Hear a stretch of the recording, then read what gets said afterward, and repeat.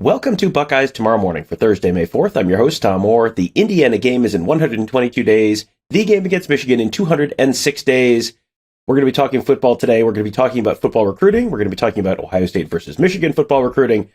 But first, we got to talk a little basketball. We got to talk a little bit of Ohio State and Penn State basketball. Penn State forward Evan Mahaffey, he is a native of the Cincinnati area. He just announced that he was going to be transferring from the Nittany Lions to come play for the Buckeyes this upcoming season for the 2023-2024 Buckeyes. He averaged 2.8 points per game, played 9.4 minutes last year as a true freshman for the Nittany Lions. Third transfer addition for Chris Holtmann and the basketball Buckeyes for this upcoming season. So there you go.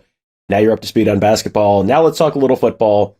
And we're going to be talking Ohio State and Michigan kind of going head-to-head in recruiting. That's something that has not happened a ton over the last few years. The Wolverines have been coming into Ohio a little harder this year than they have in previous years, and you win the game a couple of years in a row, and you might feel entitled to do that.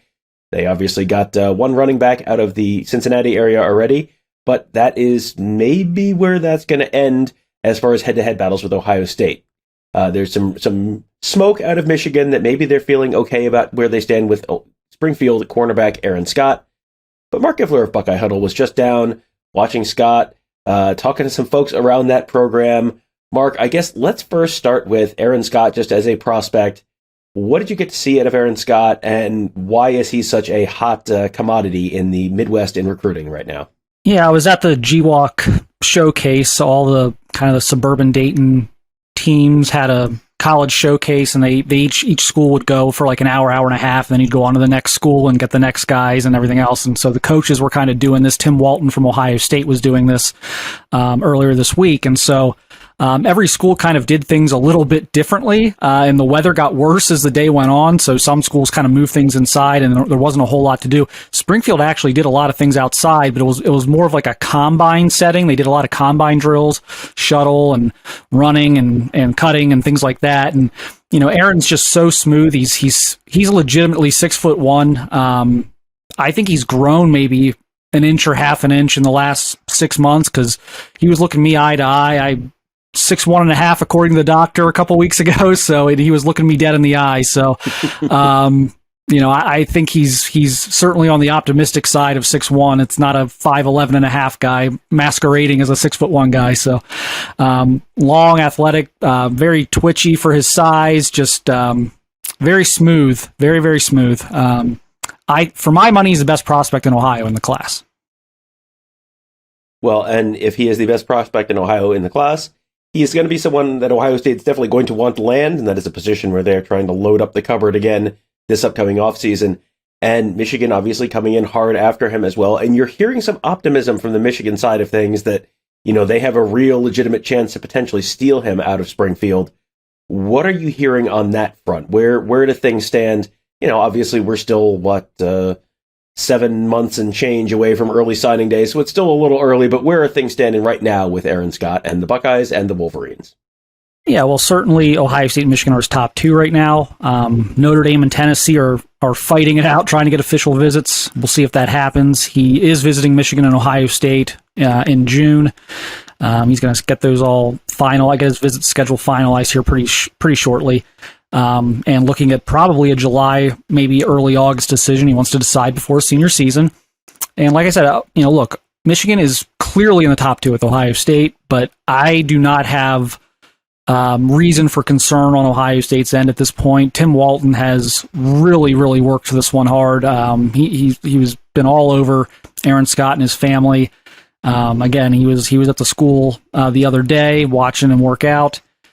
This is a recruitment that Ohio State's taken very, very seriously. This is not a kid that they've kind of taken for granted that he's, lives in Springfield, less than an hour down the road, and so automatically should get him. And I know Aaron has kind of made comments about that, lately, how he doesn't like how people assume he's just going to go to Ohio State. But of course, he caveated that with me with, well, but I might go there. So it's not like he's against going to Ohio State. I think he just doesn't like people speculating blindly. But I feel good about Ohio State. I've always felt good about Ohio State, and I think when it comes down to it, that's going to be really tough to push him off of that decision. All right, so that is one very talented Ohio State corner for the class of 2024, State of Ohio corner, not yet Ohio State corner for the class of 2024. The other one that I wanted to talk to you about, not someone you've seen in the last week, but someone who I think is, when you talk about Aaron Scott, you're also going to be talking about Bryce West, because those two guys are both very, very talented corners for this upcoming class. Bryce West out of Glenville, up in the Cleveland area, of course. Where do things stand with him? He's another one where you've sort of heard Michigan people feeling a little more optimistic than you might expect for a guy coming out of Glenville, which has been the pipeliniest of Ohio State pipelines over the years. So is there any cause for concern for the Buckeyes in terms of Bryce West, and what's the timetable looking like on him?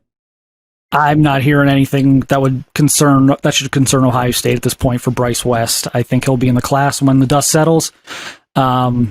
I know at first this looked like it might be the classic Glenville, wait until December or January, and then decide at an all-star game or something, but I'm actually hearing this could end up being decided earlier than that, and that could be, it could be the next, let's call it, what are we here, May 4th? Oh gosh. Let's call it 8 weeks. I think we'll have something here by early July. I do. Maybe sooner. So I think that's a guy who could ultimately be in the class, be one of the next couple of commits for the Buckeyes.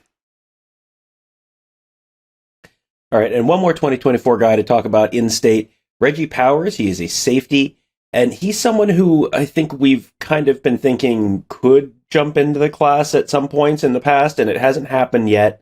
You got to see him a little bit. I think I presumably got to talk to some folks around him. What's the latest on Reggie Powers, and what'd you get to see out of Reggie Powers?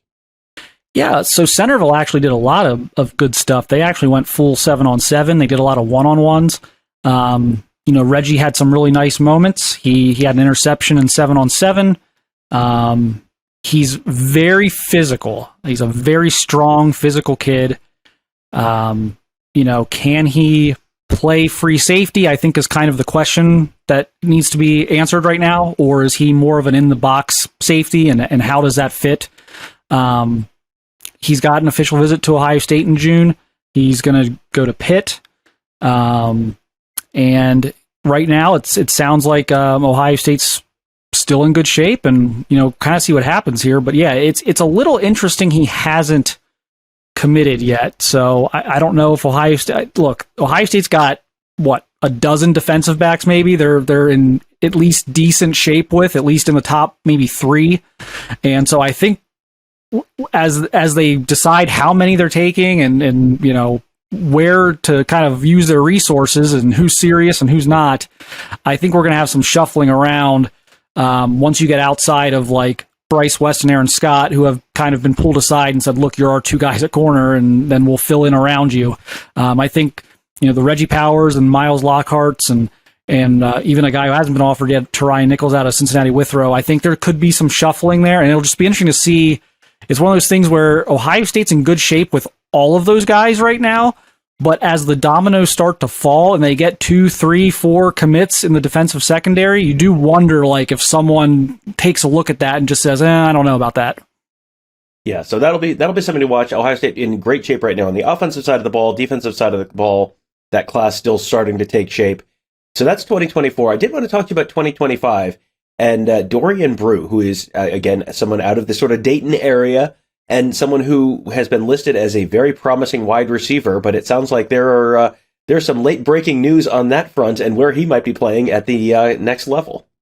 Yeah, and this is definitely something that's kind of evolved here over the last obviously maybe the last couple of months.